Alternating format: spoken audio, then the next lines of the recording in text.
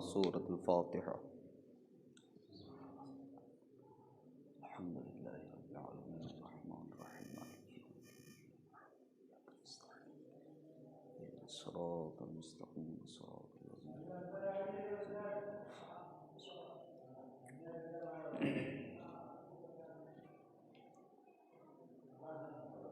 لا حول ولا قوة إلا بالله العلي العظيم. أعوذ بالله من الشيطان اللعين الرجيم. بسم الله الرحمن الرحيم. الحمد لله الذي نور قلوبنا ببلاء الحسين وأخيه وجده وأبيه وأمه وبنيه وشيعته ومواليه وأجلى عيوننا بالبكاء في عزائه ومصيبته، وجعل هاتين الموهبتين وسيلة لنا في نيل قربته وتحصيل رحمته، وحمد من تم عليه نعمته وصرف عن نقمته، ثم الصلاة والسلام على أشرف الأنبياء والمرسلين سيد النبيين مولانا مولى الثقلين جد الحسن والحسين أبي القاسم محمد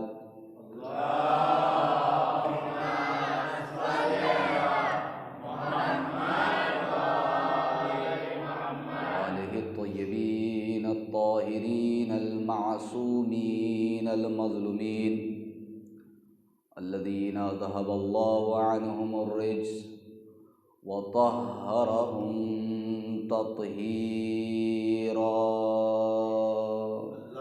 اللهم صل على محمد ولعنة الله على أعدائهم أجمعين من يومنا هذا إلى قيام يوم الدين. أما بعد، فقد قال الله تعالى وتبارك في القرآن الحكيم وهو أصدق الصادقين وقوله الحق. بسم الله الرحمن الرحيم. إنما وليكم الله ورسوله والذين آمنوا الذين يقيمون الصلاة ويؤتون الزكاة وهم راكعون. صلوات. اللهم صل على محمد. عظمت اہل بیت، سلامتی امام زمان اور ظہور امام کے لیے تمام مومنین کی حاجات کی برابری کے لیے بلند ترین صلوات عرض کریں. محمد وآل محمد صلی علی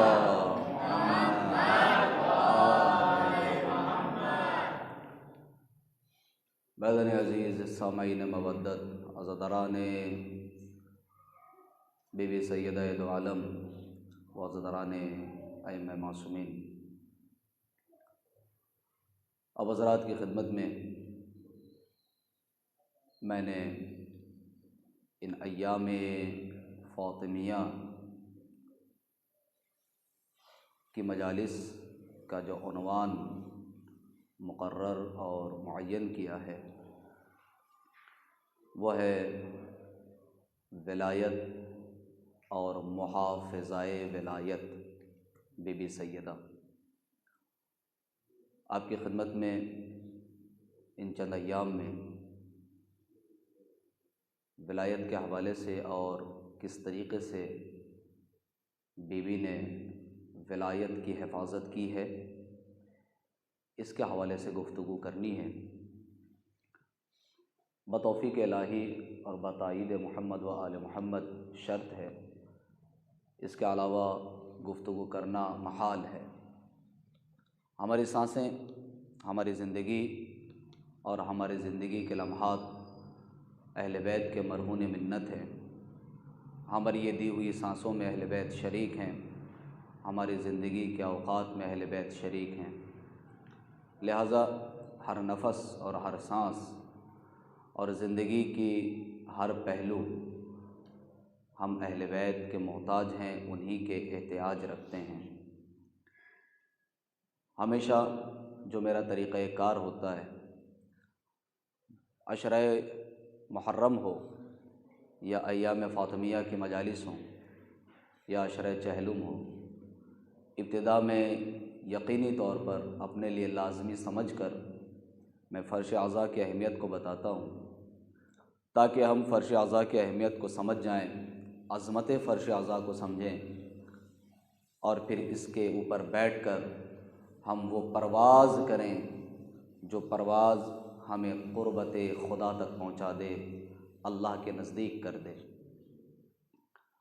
یہ فرش اعضاء جس کے اوپر آپ تشریف فرما ہیں، ہم لوگ موجود ہیں، یہ وہ مقام، اتنا بلند مقام، اتنی باعظمت جگہ، اتنی طیب و طاہر جگہ ہے، اتنا پاکیزہ جگہ ہے کہ جس مقام کے لیے یہ روایت ملتی ہے کہ اس مقام پر فرشتوں کا نزول ہوتا ہے، انبیاء تشریف لاتے ہیں، ائمہ تشریف لاتے ہیں، اہل بیت اطہار تشریف لاتے ہیں، تو گویا کہ وہ مقام جو پاکیزہ لوگوں کا ہے، اس مقام پر ہم جیسے حقیر و فقیر اور گنہگار و قاصر افراد کو پروردگار عالم نے بحق اہل بیت ہمیں یہ طفیل، ہمیں یہ موقع فراہم کیا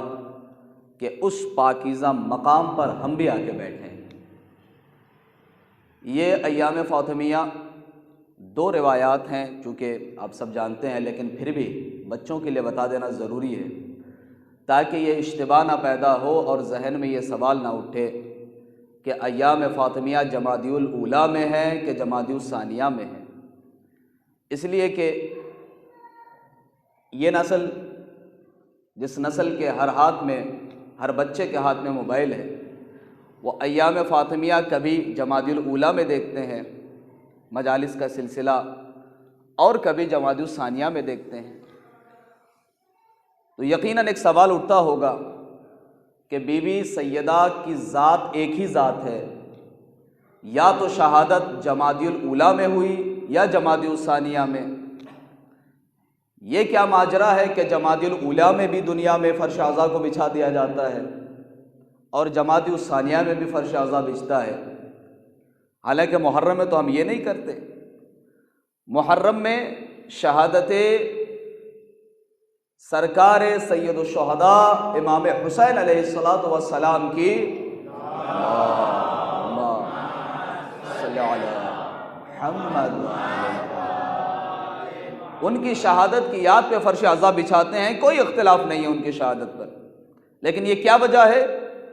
وجہ صرف یہ ہے کہ روایت ہمارے پاس دو ہے اور دونوں ہی معتبر روایات ہیں، جس کی وجہ سے مجتہدین کے اندر بھی اختلاف ہے، اس لیے کہ دونوں روایت دونوں ہی معتبر مانی گئی ہے۔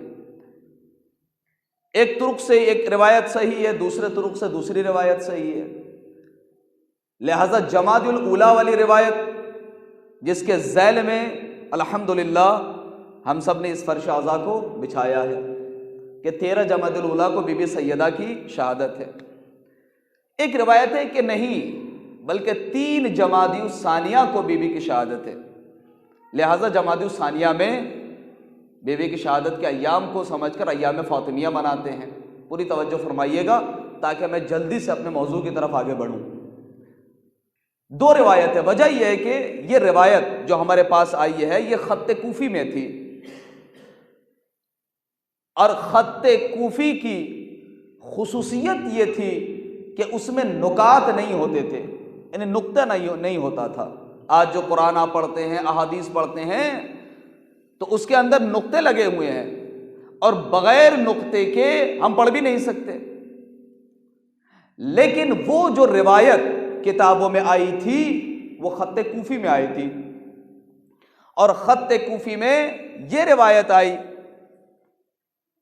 خمسہ، قبلہ متوجہ ہیں، خمسہ و سبعون یا خمسہ و تسعون۔ اب اگر خا کا نقطہ نہ ہو تو حمزہ گنتی کے اندر کچھ نہیں ہے، لہذا اس کو تو سمجھ لیا گیا کہ نقطہ خا کا نہیں ہے، یہ حمزہ نہیں خمسہ ہی ہوگا۔ لیکن اب مسئلہ جو الجھا وہ سبعون اور تسعون کے اندر پھنسا کہ یہ سبعون ہے یا تسعون ہے۔ اگر سبعون ہے تو مان لیا جائے کہ یہ 75 ہے، خمسہ و سبعون یعنی 75، اور اگر یہ ہے خمسہ و تسعون تو اس کا مطلب 95 دن ہے، 75 دن نہیں ہے۔ توجہ ہے نا؟ اس سوال کا جواب میں دے کے آگے بڑھ رہا ہوں تاکہ اشتباہ ختم ہو جائے۔ اب جنہوں نے اس روایت کو، چونکہ نقطہ نہیں تھا، جنہوں نے اس روایت کو خمسہ و سبعون سمجھا تو انہوں نے یہ مانا بعد پیغمبر بی بی 75 دن زندہ رہی اور اس کے بعد 13 جمادی الاولیٰ کو شہید ہو گئی۔ اور جنہوں نے خمسہ و تسعون سمجھا تو انہوں نے یہ لکھا کہ بی بی سیدہ بعد پیغمبر 95 دن زندہ رہی، اس کے بعد رحلت فرما گئی۔ یہی پہ اختلاف ہوا کہ 75 دن یا 95 دن۔ 75 دن یعنی یہ 13 جمادی الاولیٰ والی روایت جو یہ ایام ہم منا رہے ہیں۔ ایک بلند ترین صلوات عرض کرتے محمد و آل محمد پر۔ محمد و آل محمد۔ تو یہ ایام ہم نے فرش عزا بچھا دیا، ہر معصوم کے غم میں بچھاتے ہیں۔ تو بی بی سیدہ دو عالم جو جگر پارائے پیغمبر، اتنی باعظمت بی بی، ان کے شہادت کا ایام میں ہم نے فرش عزا بچھایا۔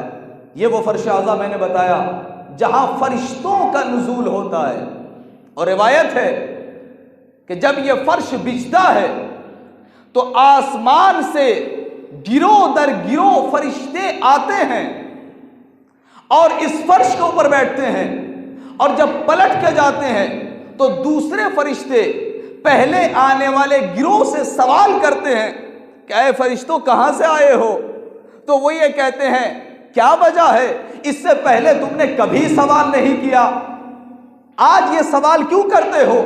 تو وہ فرشتے یہ کہتے ہیں اس لیے سوال کر رہے ہیں کہ تمہارے بدن سے وہ خوشبو محسوس کر رہا ہوں جو خوشبو اس سے پہلے کبھی نہیں سونگی۔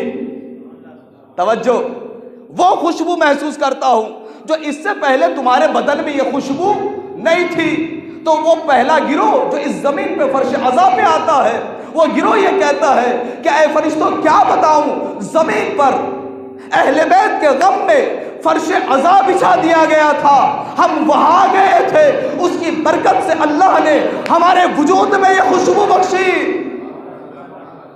تو وہ جو فرشتے ہیں وہ سوال کرتے ہیں کہ اے فرشتوں کاش خدا ہمیں بھی یہ موقع دیتا اور مجلس ہوتی، میں بھی جاتا فرش عزا کے اوپر۔ تو پہلا گروہ یہ کہتا ہے اب جا کے کیا کرو گے، مجلس تو ختم ہو گئی، فرش اٹھ گیا، توجہ چاہتا ہوں۔ تو ادھر سے ہاتف غیبی کی آواز آتی ہے اے فرشتوں مایوس نہ ہو، مجلس ختم ہو گئی لیکن فرش عزا کی برکت ابھی باقی ہے، ابھی باقی ہے۔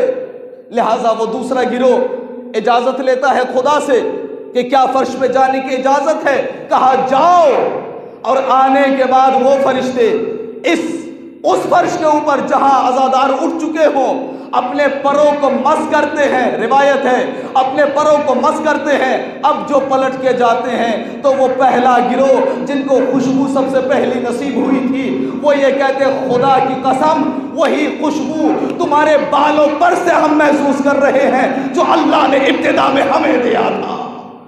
صلوات پڑھ دے محمد وآل محمد پر۔ محمد یہ فرش عزائے حسین ہو یا فرش عزائے اہل بیت، کسی سے منسوب معصوم سے، اس کی برکت ہے اس فرش عزا کی۔ سوال ہے آج دیکھیں ہمارے درمیان سے، اللہ آپ سب کو سلامت رکھے، آپ کے اہل خانہ کو سلامت رکھے، مومنین جہاں بھی بستے ہیں تمام محبان اہل بیت کو سلامت رکھے، لیکن آج اگر ہمارے درمیان سے کوئی اٹھتا ہے تو ہم کیا کرتے ہیں؟ ان کے لیے ایصال ثواب کے راستے تلاش کرتے ہیں۔ کیا کرتے ہیں؟ سب سے زیادہ جو کام ہوتا ہے وہ مجلس ہوتی ہے۔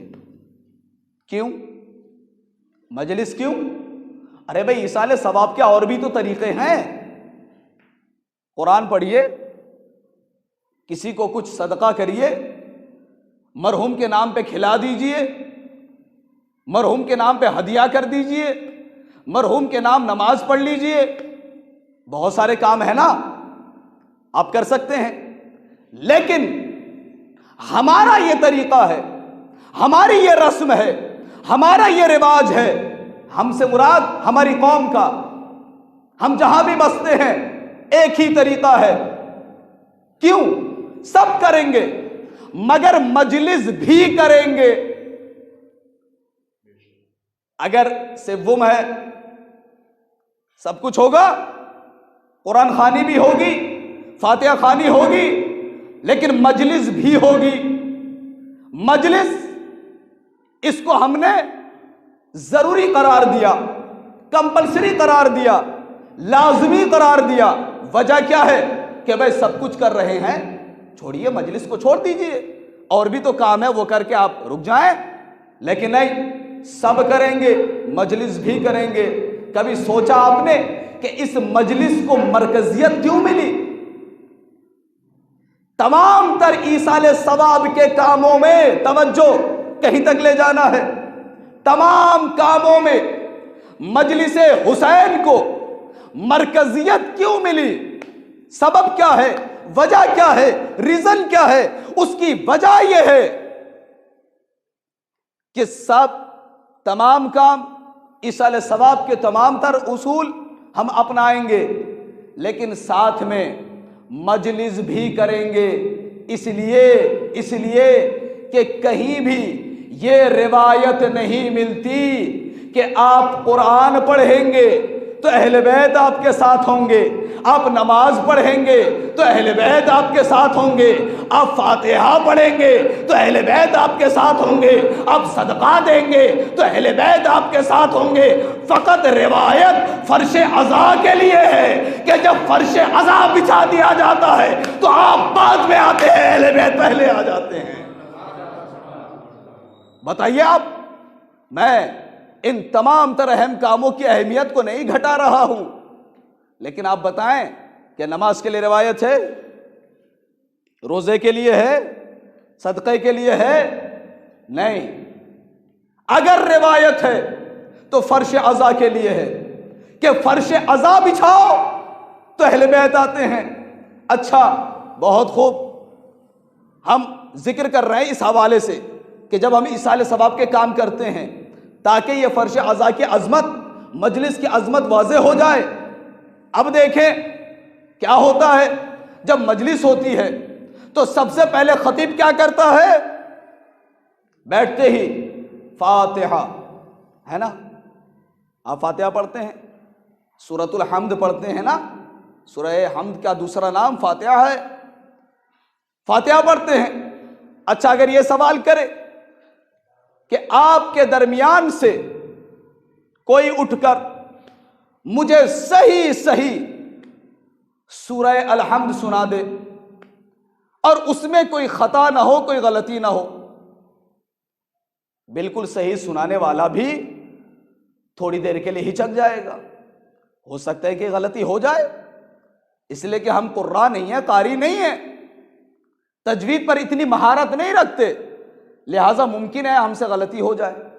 اور اگر مجمع سے کسی نے صحیح سنا بھی دیا تو کیا وہ یہ لکھ کے دے سکتا ہے کہ میں نے جو پڑھا ہے صحیح پڑھا ہے اور اللہ نے قبول کر لیا؟ کوئی کہہ سکتا ہے؟ گارنٹی دے سکتا ہے؟ نہیں۔ ہر کوئی یہ کہے گا میں نے صحیح پڑھا۔ اب امید ہے کہ اللہ قبول کر لے، ہے نا؟ مایوسی نہیں کرنی چاہیے، امید ہے کہ اللہ قبول کر لے۔ لیکن آپ سے میں یہ پوچھنا چاہتا ہوں کہ جب فرش پہ آ کے آپ بیٹھتے ہیں اور خطیب کہتا ہے کہ فاتحہ، تو کیا آپ یہ سمجھتے ہیں کہ صرف آپ ہی فاتحہ پڑھتے ہیں؟ نہیں نہیں نہیں۔ کیا صرف آپ ہی فاتحہ پڑھتے ہیں؟ نہیں، آپ بھی پڑھتے ہیں، اور جو معصومین اس فرش کے اوپر بیٹھے ہیں وہ بھی پڑھتے ہیں۔ ہمارے بارے میں کوئی گارنٹی نہیں صحیح پڑھا یہ غلط قبول ہوگا یا نہیں ہوگا، لیکن اگر فاتحہ رسول پڑھ دے، علی پڑھ دے، زہرا پڑھ دے، حسنین پڑھ دے، تو بھلا کون کہہ سکتا ہے ارے جس کی شان میں پورا قرآن ہے؟ صلوات پڑھ دے محمد و آل محمد پر، محمد جن کی شان میں پورا قرآن ہے، جن کے واسطے سے دعائیں قبول ہوتی ہیں، جن کے وسیلے سے حاجتیں پوری ہوتی ہیں، جن کے ذریعے سے عبادتیں مقبول ہوتی ہیں، اگر وہ پڑھیں۔ اسی لیے ہم اپنے مرحومین کے جب اصالہ ثواب کی بزم سجاتے ہیں تو خود بھی پڑھتے ہیں، بلکہ یہ کہتے ہیں کہ ہم معصومین کو فرش عزا بچھا کے دعوت دیتے ہیں کہ اے معصومین علیہم السلام، ہماری زبان پاک نہیں ہے، آپ کو مدعو اس لیے کیا تاکہ پاک زبانوں سے فاتحہ ادا ہو تو مرحومین کی بخشش ہو جائے۔ یہ ہے ریزن۔ کبھی آپ تھوڑا سا اس نظریے سے بھی دیکھیں، صرف رسم نہ پوری کریں، ان رسموں کے اندر، ان رواج اسلامی کے اندر کتنے زیادہ فائدے ہیں، کتنے زیادہ اس کے اندر ہمارے لیے فائدے چھپے ہوئے ہیں۔ یہ فرش عزا کی برکت ہے، یہ فرش عزا جس کے اوپر معصومین آتے ہیں۔ اب دشمن کی طرف سے ایک اعتراض تو اٹھتا ہے، ہر بات میں اٹھتا ہے، تو ایک سوال یہ بھی ہے کہ ارے بھائی یہ کہاں سے لے آئے آپ؟ فرش کے اوپر انبیاء آتے ہیں، رسول آتے ہیں، ائمہ آتے ہیں، اہل بیت آتے ہیں، فرشتے آتے ہیں، یہ کہاں سے لے آئے؟ کیا بات ہے، روایت ہے ہمارے پاس؟ کہا نہیں، ذرا عقل سے بھی سوچئے، عقل قبول کرتی ہے کیا؟ میں نے کہا کس وجہ سے؟ کہ اس لیے کہ اتنی سی جگہ مثلا اس ہال کے اندر سمجھے کہ 500 افراد بیٹھ سکتے ہیں۔ توجہ، اگر یہ کہا جائے کہ اس فرش عزا کے اوپر فرشتے آ رہے ہیں، تمام انبیاء آتے ہیں، رسول آتے ہیں، اہل بیت آتے ہیں، تو سوال یہ ہوگا بھائی فرشتوں کے بارے میں تو پتہ ہی نہیں کتنے ہیں، لیکن نبیوں کے بارے میں تو معلوم ہے نا کتنے ہیں؟ 1,24,000 1,24,000 انبیاء اور اس فرش کے اوپر۔ اب اس طرح کے جوابات آپ سنتے ہیں، مجھ سے سنیے آج، اس فرش کے اوپر جہاں 500 افراد کی کیپیسٹی ہے اور آپ یہ کہتے ہیں کہ 1,24,000 انبیاء، پھر ان میں رسول، انہی کے اندر فرشتے، اور پھر ان کے علاوہ ائمہ طاہرین، یہ کیسے ممکن ہے کہ اتنی سی جگہ میں اتنے افراد آ جائیں؟ تو پہلی بات تو میں یہ کہتا ہوں جناب، یہ جو آتے ہیں یہ بدن لے کر نہیں آتے، بلکہ اپنی اصلی صورت نور میں آتے ہیں، اور یہ بات آپ کو بھی پتا ہے کہ نور کو اسپیس کی ضرورت نہیں ہے۔ ارے وہ انبیاء انوار ہے، وہ فرشتے انوار ہیں، وہ ائمہ نور سے تخلیق ہوئے ہیں، لہٰذا ان کو اسپیس کی ضرورت نہیں ہوتی۔ آپ کہاں اسپیس میں الجھے ہوئے، آپ کہاں جگہوں میں الجھے ہوئے ہیں؟ نہیں، اب بھی بات ثابت نہیں ہو تو لائیے میں آپ کے سامنے دلیل دیتا ہوں۔ آپ یہ کہتے اتنی سی جگہ میں اتنے لوگ کیسے آ جائیں گے؟ تو جناب حدیث قصہ کو آپ بھی مانتے ہیں، ہم بھی مانتے ہیں، بتائیے حدیث قصہ میں ہوا کیا؟ تو تمام مسلمان یہ کہتے ہیں کہ جب پیغمبر نے اپنے بدن میں ذوق محسوس کی تو در زہرا پہ آئے، اللہ اکبر، اور آنے کے بعد کہا بیٹی بدن میں ذوق محسوس کر رہا ہوں، روح میں نہیں بدن میں، توجہ، یہ بھی ایک گوشہ ہے لیکن ممکن ہوگا تو اس کا جواب دے کے آگے بڑھوں گا۔ پیغمبر نے کہا بدن میں ذوق محسوس کر رہا ہوں، بیٹی اپنی چادر دے، چادر کو لیا، اوڑھ کے لیٹ گئے۔ سنتے ہیں نا ہر شب جمعہ، لہذا تفصیل نہیں عرض کرنی، میں تو دلیل دے رہا ہوں۔ آئے لیٹ گئے، تھوڑی دیر کے بعد کیا ہوا؟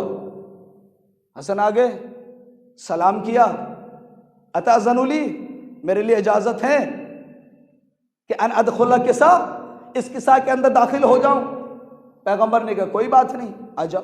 ماں کو سلام کیا، پھر نانا کو سلام کیا، داخل ہو گئے۔ پھر حسین آ گئے، آ کے ماں کو سلام کیا۔ ماں نے بھی کہا یا قرۃ عینی، اے میرے آنکھوں کی ٹھنڈک، اے دل کا سکون، آ جاؤ۔ آ گئے، کہا نانا کی خوشبو محسوس کر رہا ہوں، کہا چادر کے نیچے۔ گئے، سلام کیا، نانا اجازت ہے، آ جاؤ حسین۔ نواز اندر پہنچ گئے۔ پھر علی مرتضیٰ آئے، سلام کیا، کہاں ہے کہاں ہے آپ کے بابا؟ کہا اندر ہے۔ مولا علی آئے، سلام کیا، اجازت لی، اندر داخل ہو گئے۔ تھوڑی دیر کے بعد بی بی سیدہ آ گئی، سلام کیا، اجازت لی، اندر آ گئے۔ یہاں تک کہ جبرائیل آئے، اجازت لی، اندر داخل ہو گئے۔ اب تاریخ میں آپ پڑھیے اور بخاری اور مسلم کی روایت اٹھائیے کہ بی بی سیدہ کی چادر کی وسعت صرف اتنی تھی کہ بی بی اگر لیٹتی اس چادر کو اوڑھ کر سر کو ڈھانپتی لیٹتے ہوئے تو پیر نکل آتا تھا، پیر کو ڈھانپتی سر نکل آتا تھا۔ اتنی سی چادر ہے، لیکن اتنی سی چادر جس کے اندر فقط سیدہ نہیں رہ پا رہی ہے، اس کے اندر رسول بھی آ گئے، علی بھی آ گئے، حسن بھی آ گئے، حسین بھی آ گئے، سیدہ بھی آ گئے، جبریل بھی آ گئے۔ ارے چادر اتنی سی ہے، 6 افراد پہنچ گئے تو پتا چلا ان کو جگہوں کی ضرورت نہیں ہے، وسعت بدن کے لیے چاہیے، نور کے لیے نہیں چاہیے۔ صلوات پڑھ دے محمد وآل محمد پر۔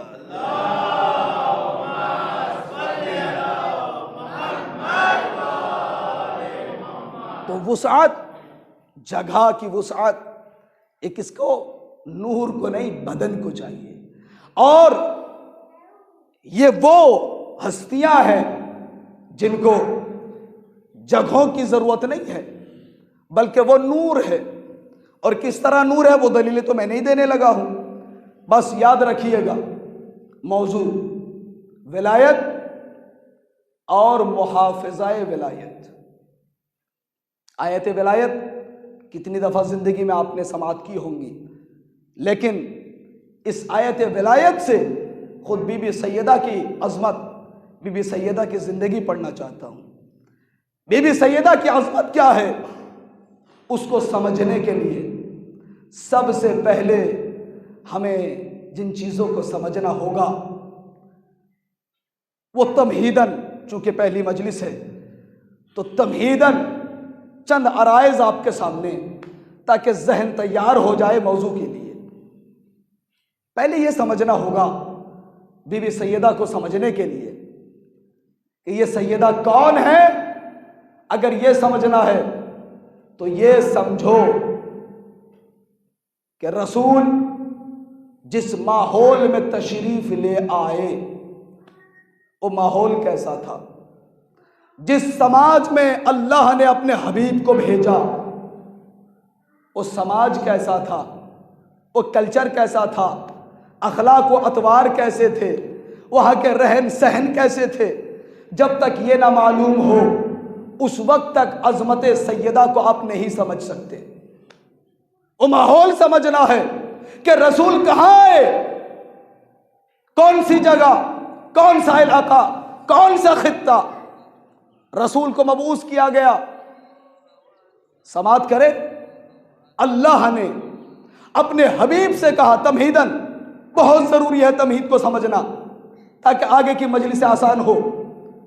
پیغمبر کو ہم کہتے ہیں نا، سورہ جمعہ میں آپ سنتے ہیں طبلا سے، هو الذی بعث فی الامیین، مبعوث کیا، مبعوث، اس کا ایک اردو ترجمہ کیا جاتا ہے بھیجنا۔ اللہ نے اپنے حبیب کو بھیجا، بعثا کے معنی اردو میں یہ کیا جاتا ہے۔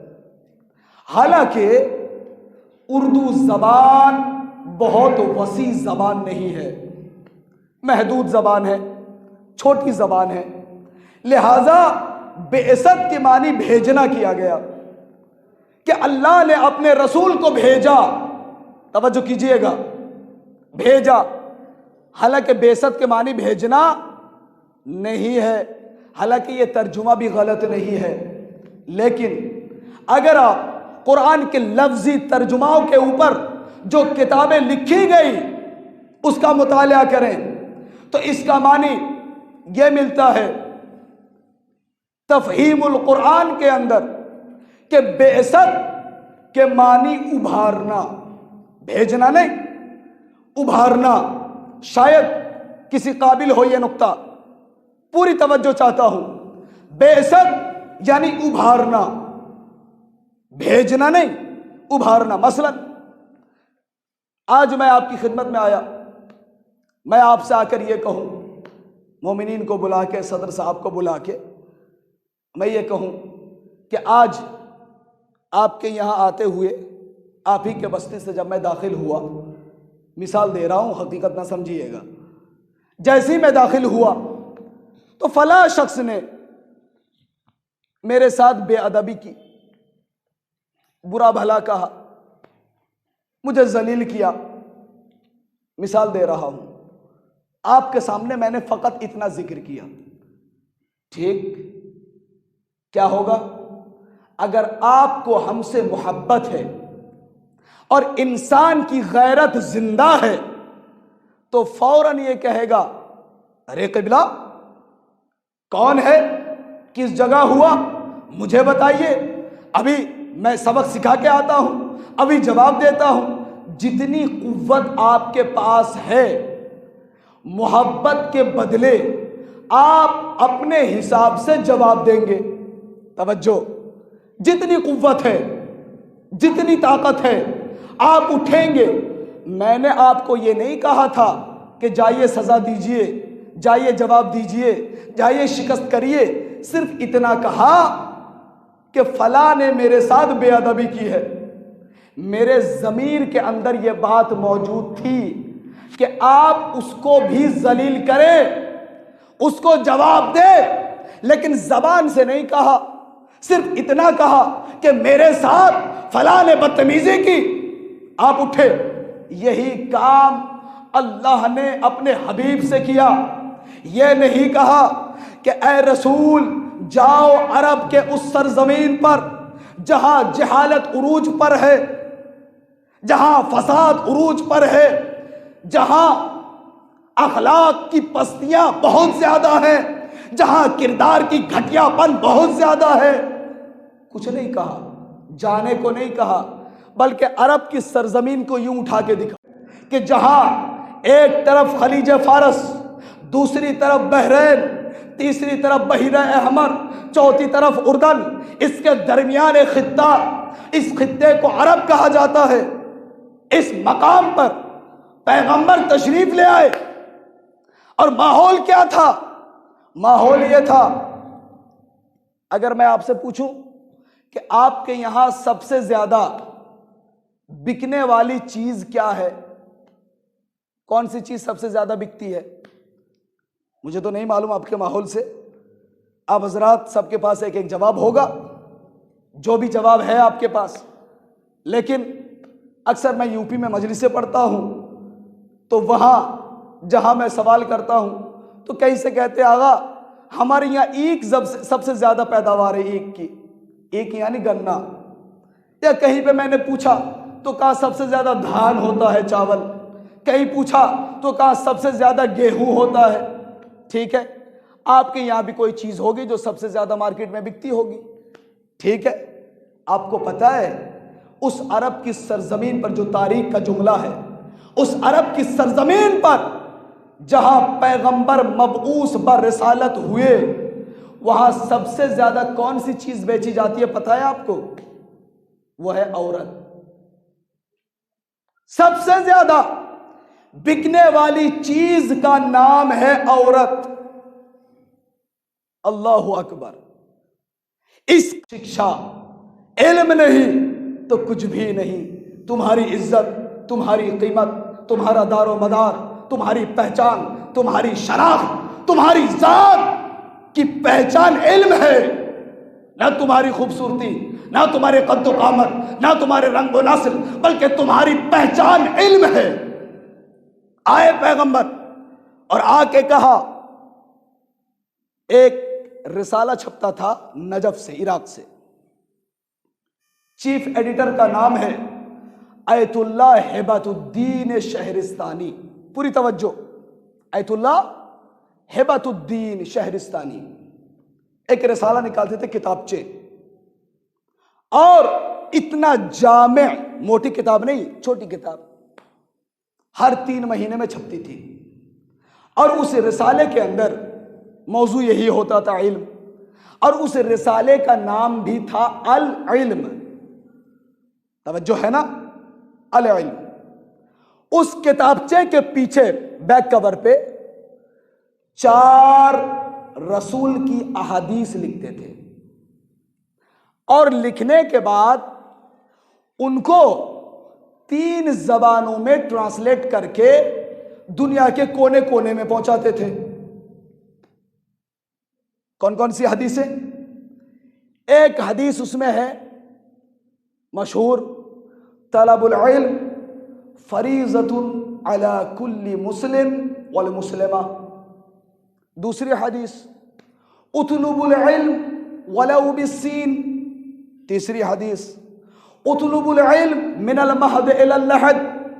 چوتھی حدیث، اطلب العلم ولو کان من اہل النفاق۔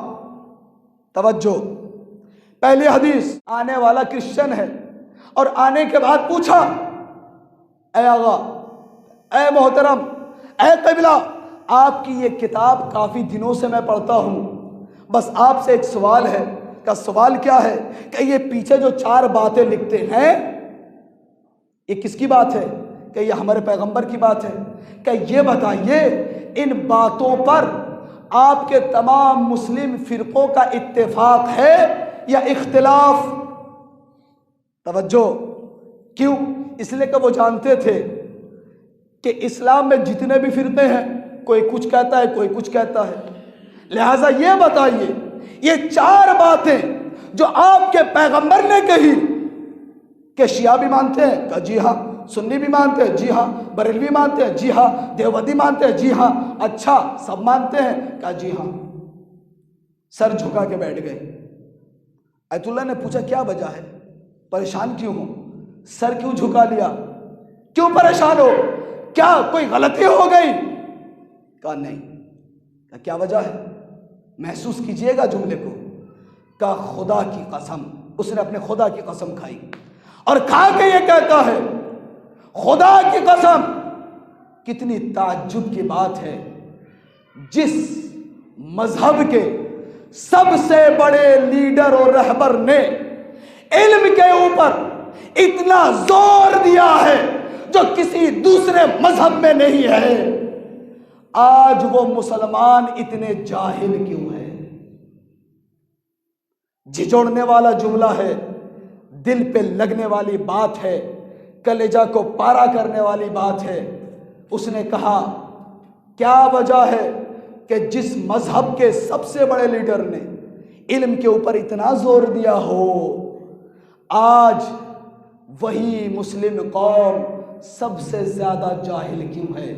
ایت اللہ ہبت الدین شہرستانی اس واقعے کو اس کے بعد والے رسالے میں نقل کرتے ہیں، اور وہ یہ کہتے ہیں، خدا کی قسم، اس عیسائی کے جملے نے میرے سر کو جھکا دیا، میرے پاس جواب دینے کے لیے کچھ نہیں تھا، لیکن پھر بھی مجھے ہمت ہوئی، میں نے سر اٹھایا اور سر اٹھا کے کہا کہ اے آنے والا عیسائی پروفیسر، سنو، اب تلک تم نے جو مسلمان دیکھا ہے وہ علی کے دروازے سے ہٹے ہوئے مسلمانوں کو دیکھا ہے، علی کے دروازے سے متمسک مسلمانوں کو نہیں دیکھا۔ اگر تم باب مدینۃ العلم سے متمسک مومنوں کو دیکھو گے تو تمہیں احساس ہوگا کہ علم کی کتنی اہمیت ہے اور علم کی کتنی عظمت ہے۔ میرے عزیزوں، وہ ماحول وقت کے اندر جتنا ہو سکا بیان کیا آج، کہ پیغمبر جس ماحول میں آئے سب سے زیادہ سہارا جس چیز کا لیا وہ علم ہے، اور علم کے ذریعے سے سماج کو اس قدر آگے بڑھایا، اس معراج پہ پہنچا دیا جو ناممکن تھا دوسروں سے۔ بس میرے عزیزوں، وہ سیدہ جن کی معرفت کے لیے، قدر معرفت کے لیے ہم یہاں بیٹھے ہیں، اس سیدہ کی عظمت فضیلت جتنی ہے اس قدر ان کے مصائب ہیں۔ مصائب ان کو بٹھا لیجئے، ایک صلوات پڑھ لیں محمد و آل محمد پر، صلی علی محمد و آل محمد۔ جتنی عظمت ہے اتنے ہی بی بی کے مصائب ہیں، اس لیے وہ بی بی یقین جانیے کیوں ایام فاطمہ کو اتنا زور دیا جا رہا ہے، کیوں ہمارے مراجع نے اتنا زور دیا، کیوں ہم فرش اعضا اس میں بھی بچھاتے ہیں، جمع ثانیہ میں بچھاتے ہیں۔ وجہ کیا ہے؟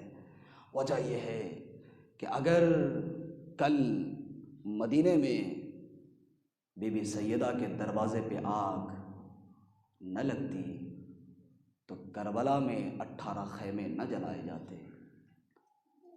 اگر اس وقت روک دیا گیا ہوتا جب مدینے میں بی بی سیدہ کے پہلو پر تازیانے پڑے، تو پھر کربلا میں زینب و کلثوم اور سید سجاد کے اوپر تازیانوں کی بارشیں نہ ہوا کرتی۔ عزادارو، آمادہ ہیں آپ گریا کے لیے؟ وہ سیدہ بابا کے بعد کتنے دن، کتنے روز؟ فقط 75 دن یا زیادہ سے زیادہ دوسری روایت کے مطابق 95 دن، بس۔ کیا ایسی بیماری تھی بی بی کو کہ جو اتنی جلدی چلی گئی؟ آپ صحیح و سالم، ہر بیماری سے دور، مگر کیا ہوا کہ 18 سال میں بی بی سیدہ رحلت کر گئی۔ کبھی سوچو نا کہ ایک جوان خاتون کے ہاتھ میں عصا کہاں سے آ گیا؟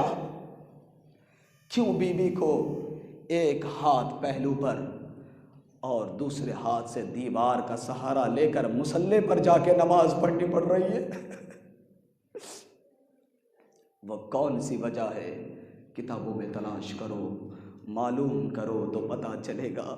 ہزادارو، وہ بی بی سیدہ جو بعد رسول سیدہ کے دروازے پہ مسلمان آئے اور آنے کے بعد دھمکی دی، کہا اے فاطمہ جلدی سے دروازہ کھولو، ابو الحسن کو میرے حوالے کرو، نہیں تو دروازے پہ آگ لگا دوں گا۔ بس سیدہ نے سنا تو صحیح مگر یقین نہ ہوا۔ کیوں یقین نہیں ہوا پتہ ہے؟ اس لیے یقین نہ ہوا کہ بی بی کو معلوم تھا، ارے ابھی چند دن پہلے ہی کی تو بات ہے، 28 صفر کو جب میرے بابا میری گود میں لیٹے ہوئے تھے، کیونکہ 28 صفر رسول خدا کی شہادت کی تاریخ ہے نا، جب رسول خدا سیدہ کی گود میں سو رہے تھے، اتنے میں کسی نے دروازے پہ دستک دی۔ سیدہ نے آواز کو محسوس کیا، پوچھا کون ہے؟ کہا بی بی کیا اندر آنے کی اجازت ہے؟ کہا نہیں ابھی نہ آؤ، اس لیے کہ بابا سو رہے ہیں۔ وہ شخص خاموش ہو گیا۔ تھوڑی دیر کے بعد پھر سے دستک دی گئی، پوچھا کون ہے؟ کہا اجازت ہے اندر آؤں، پھر سے اجازت نہیں ملی۔ جب تیسری دفعہ پھر دستک دی گئی، ایک مرتبہ رسول کی دختر کی آنکھوں سے گرم گرم اشک ٹپکے رخسار پیغمبر پہ گرے۔ رسول نے آنکھیں کھولی، کہا سیدہ میری زندگی کیوں؟ ابھی تو تمہارا بابا زندہ ہے۔ اے سیدہ رونے کا کیا سبب ہے؟ مت رو میری سیدہ، میری پیاری بیٹی مت رو۔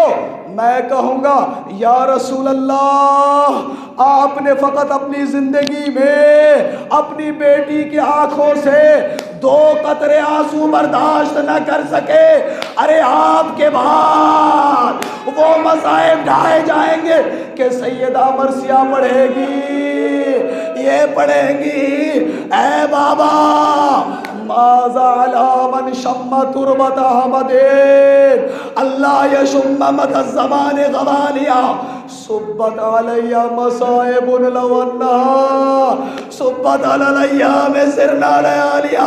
بابا آپ کے بدن میں تو وہ برکت ہے کہ اگر آپ کا بدن مٹی سے مس ہو جائے تو آپ کے قبر کی مٹی دوسروں کے لیے برکت بن جائے۔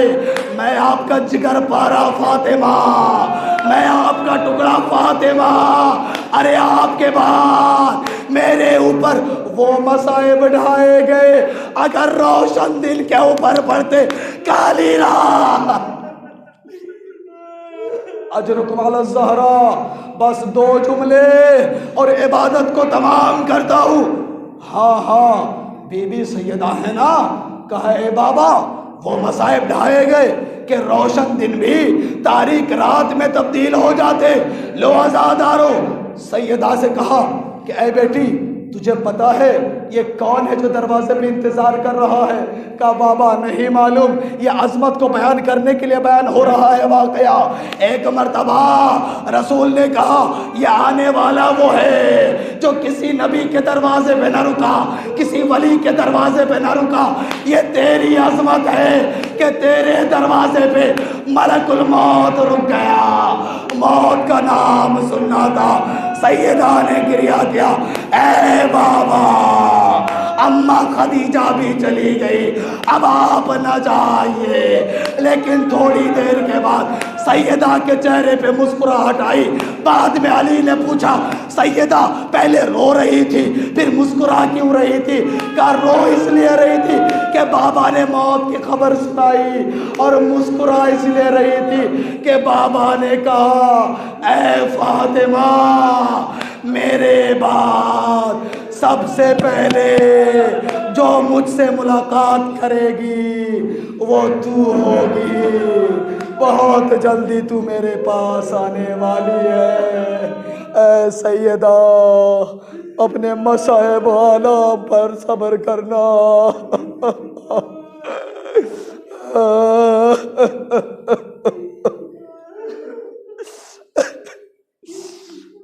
للہ وإنا إلیہ راجعون۔ الہی بحق زہرا وأبیہا وبعلہا وبنیہا وسر المستودع فیہا، یا اللہ یا اللہ یا اللہ یا اللہ یا اللہ یا اللہ۔ خداوند متعال ہمارے تمام تر گناہ کبیرہ و صغیرہ کو معاف فرما۔ پروردگار تیری بارگاہ میں دعا ہے ہمارے تمام تر نیک حاجتوں کو پوری فرما، ہماری عبادتوں کو مقبول فرما، حاضرین کی تمام تر نیک حاجتوں کو پوری فرما، پریشانیوں کو دور فرما۔ ہمارے درمیان اگر کوئی بیمار ہے ان سب کو شفائے کلی عنایت فرما۔ پروردگار بحق محمد و آل محمد جو مومنین یہاں حاضر اور مجلس سے سن رہے ہیں، یا کسی بیماری کے سبب حاضر نہ ہو سکے یا کسی اور سبب سے، خداوند متعال تیری بارگاہ میں دعا ہے پروردگار ان کی پریشانیوں کو دور کرنے کے ساتھ ساتھ ان کی روزی روزگار میں اضافہ فرما، تجارت میں کاروبار میں اضافہ فرما۔ پروردگار تمام مومنین کی حفاظت فرما، وقت کے امام کی حفاظت فرما، امام کے ظہور میں تعجیل فرما۔ ربنا تقبل منا انك انت السميع العليم برحمتك يا ارحم الراحمين۔